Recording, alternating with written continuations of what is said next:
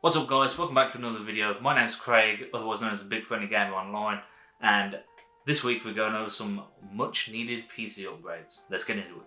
So what's the purpose of this upgrade then?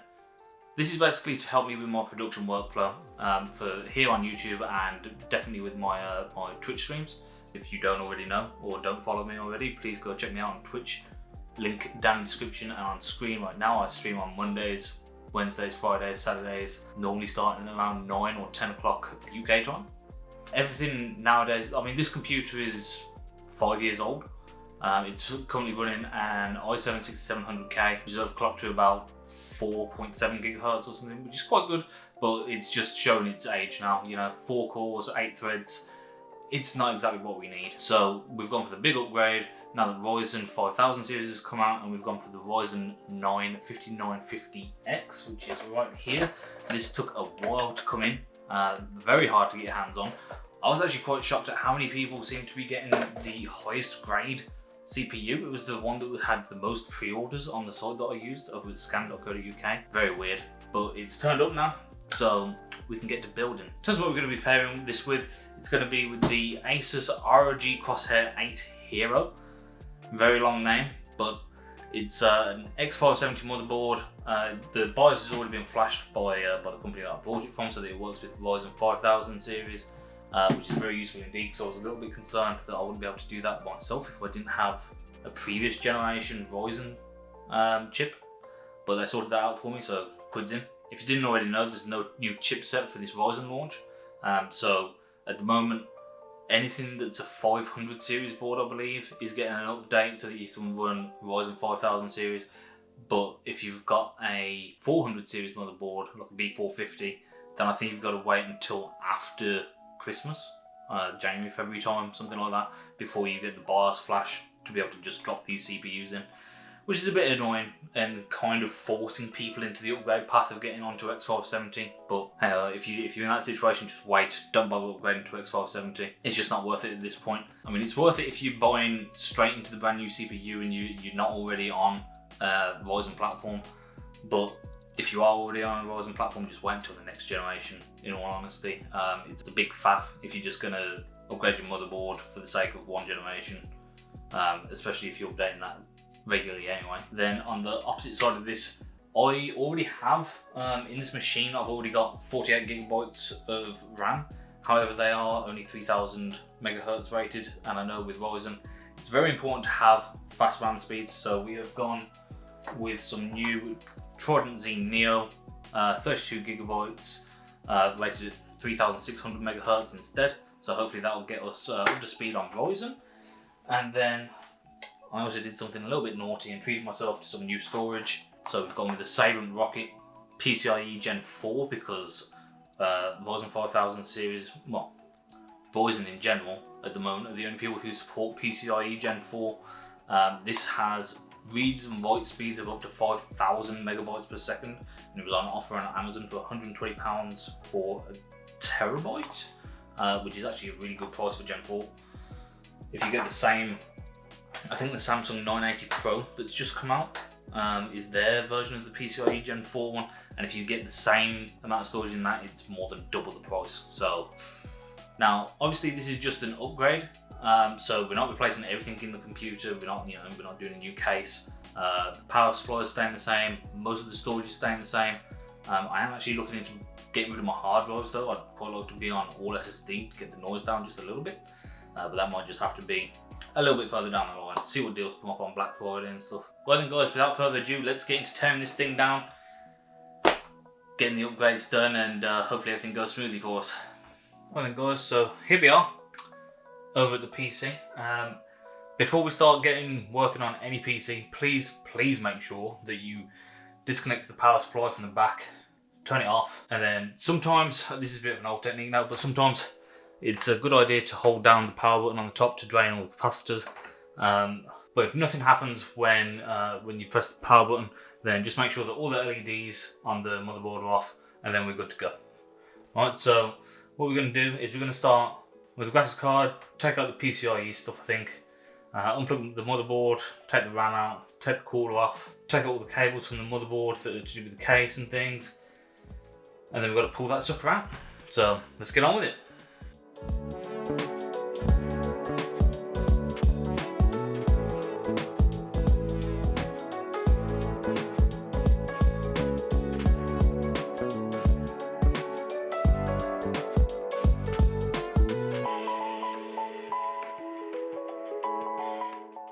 Well, I think it's at the point now where we need to lower this down so that we don't let the motherboard just fall out when I unscrew it. So let's go ahead and do that. Alright, now that we're lying down, we're safe to start working on it again. So let's go start finding some motherboard screws, shall we?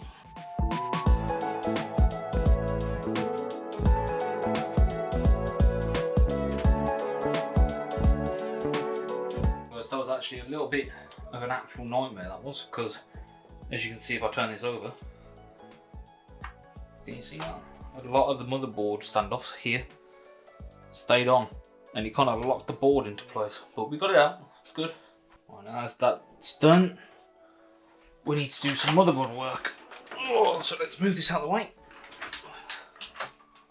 Alright, here we are then, here's the big boy. So this is, as I said earlier, this is the ROG Crosshair 8 Hero.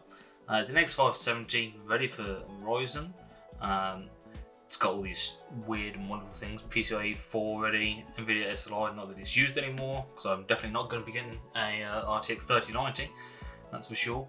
Game first, just some marketing jargon, just to try and get people to buy it, to be honest. As you can see, I already made sure that I got one that had the BIOS flashed.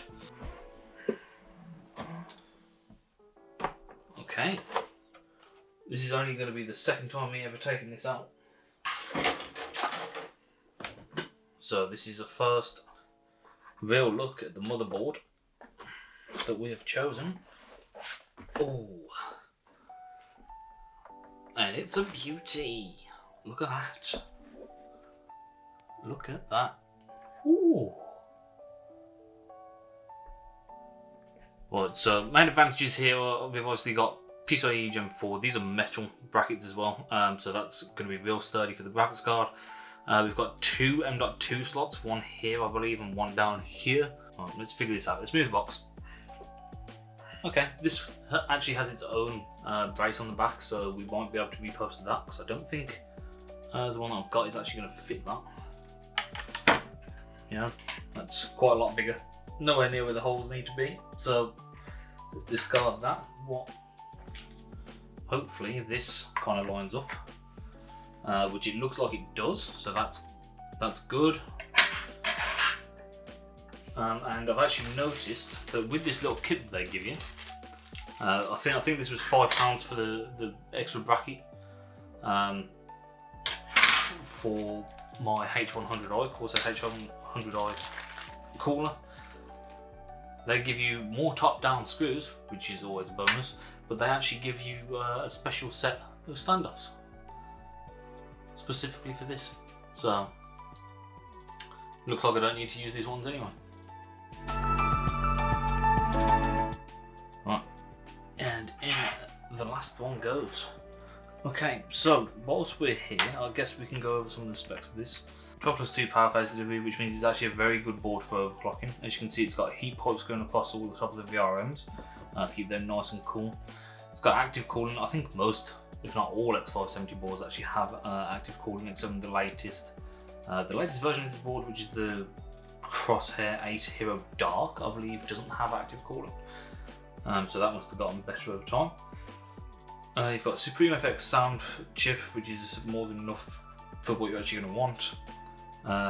2 M.2s, 4 DDR4 slots. I think this can run up to 4,200 megahertz standard. You might be able to overclock it even further, but I never really touched around with overclocking memory, if I'm all honest. The only weird thing about this is because of it being kind of an overclocked board and having that increased power delivery, it actually has, it's got its normal 8-pin power for the CPU, but it's actually got an extra 4-pin power for the CPU to make sure that it doesn't ever run out of voltage, which is a bit strange. I had to make sure that my PSU had the extension cable for this, which it does, so I need to make sure that I route that before we put the motherboard in, otherwise that's going to be a pain in the arse. On to one of the main events then, I guess. This then is the RYZEN 5950X.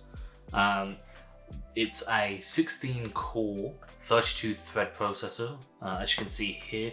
And then it's got a 3.4 GHz base clock with a 4.9 GHz boost. Supports PCIe Gen 4. So this is going to be an absolutely massive upgrade over my RYZEN 6700K. Even though it was overclocked to 4.8 GHz, it was still only 4 physical threads and 8 logical cores. So this thing should be an absolute beast and will help me quite a bit when I'm working in things like Premiere Pro, After Effects, doing a lot of things on stream, and I might actually be able to do one PC streaming of After Effects compositions. So look out for those in the future. Again, if you haven't already followed me on Twitch, please do. I stream 4 times a week. The link will be on screen somewhere around here. Let's bust this bad boy open. I did already open this because I couldn't help myself when it got here. Not much comes in the box. I don't know why they send you such a big box with just an X piece of cardboard in, but hey ho.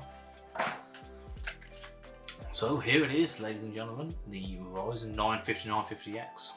Such a small package for 16 cores. When you think back to the first generation of Threadripper, I think that was 16 cores and 32 threads, and it was 2 or 3 times larger than this chip alone. So there you go. Okay then guys, so from looking at the motherboard manual, it doesn't actually look like there's a preference as to whether it wants boot drive to be in this M.2 slot or this one. So just to keep this away from my graphics card, because it will be sitting around here. These M.2s are also known for producing quite a lot of their own heat, which is why they sit underneath their own heat sinks. So I thought I'd move that away from the graphics card rather than putting it right above it where it could get some interference from the graphics card heat. So we'll put it in down here, and all we need to do is pop it into that slot, get it to click. There we go. Pop it into there, and tighten this one down. Just something that we want finger tight, because you don't want to put too much pressure on it. And then we can put the heat spreader back on. Now, one of the things that I did need to get caught out by was this heat spreader has actually got some conductive tape on the back of it, which as standard comes covered by protective film. I nearly left that on just. So make sure you double check for that whenever you put in an M.2 in, because you want it to have the benefits of the conductive tape. Okay then guys, we've come quite far now. So we've got the CPU in, we've got the RAM in, and now we've got the M.2 in. So what we need to get on with now is getting this back into the case, which I need to make sure I put the other motherboard standoffs back in for, screwing it all down, and then we'll look at putting the CPU cooler on, and we'll be close to finishing, to be honest. So let's move back over to the case. Right then guys, now that we're back in here, I want to focus on getting this mounting adapter replaced. So, oh, there you go. Someone told me that was meant to be really difficult. That's a lie. that was super easy to get off. Kudos. Let's get the other one. And I want to make sure that it goes on the right way around so that can stick up. That would have been useful. There we go. And twist that in. Oh wow. Okay, they made that super simple. Just taking the liberty of running another power cable for the CPU, which comes out up here. So we've now got our 4-pin and our 8-pin ready to go in. I've also taken out the I/O shield because obviously they're all different, and this one actually comes with one built in, which is quite useful.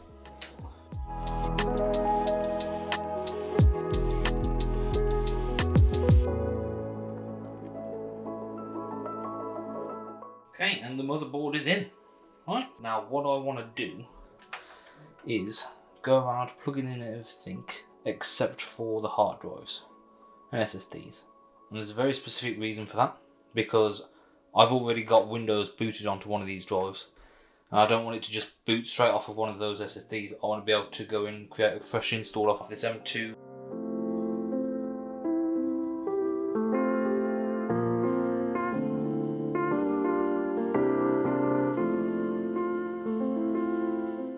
Everything's plugged in.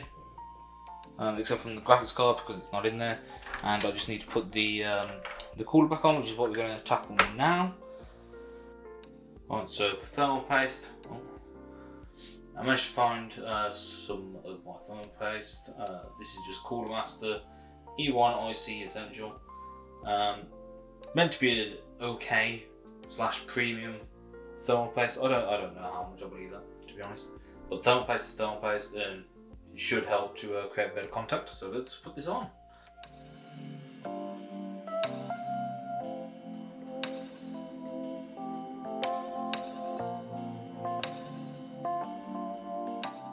There we go, solid.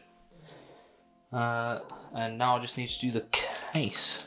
So a lot of people now, they've started giving you these, which are like little pinouts for the case stuff. So your power button, reset button, hard disk drive lights, all that kind of stuff. Very useful because they actually come all separated, and it allows you to put them into a little block and then just plug that block in. I think we're kind of at the point where we can go and put this back on the desk now. So let's head back over to the PC and see what happens when we try to boot it up. Right then guys, back at the setup. I haven't bothered plugging in all of my screens, I've just plugged in my main one. Everything's back in. I've just plugged in keyboard, mouse, and that monitor, just to try not to confuse it and get rid of any potential weird spots. Let's see what happens when we push the power button. Everything on the motherboard appears to have come on, if you can see that, so the lights are running. So let's see what happens. Oh, that's a good start. Okay. Now it might power cycle for the first time. Anything happening on screen? Come on, baby. Post. And it's not looking good, folks. Keyboard and mouse have turned on. All the fans are running. Everything's going inside. We've even got RGB on the memory. Let's revisit in a second. I'll see if there's any postcode errors. It's not beeping at me, so maybe there's a screen inside. We'll see what that says and then we'll come back. Okay guys, we're back, and as you can see, we are now into the BIOS. So that's all well and good. Weird thing that was stopping it was actually the GPU. For some reason, don't know how you can see, but that top slot there does not want to accept my GPU right now. I have to put it into the bottom PCIe slot. Don't know what's going on there, but now that it's booted, I'm going to get Windows installed. And once all the drivers are updated, maybe there's another update that can be done for this board. I don't know. But I'm going to get into Windows, and then I'll try swapping my GPU back around, and we'll see how that goes.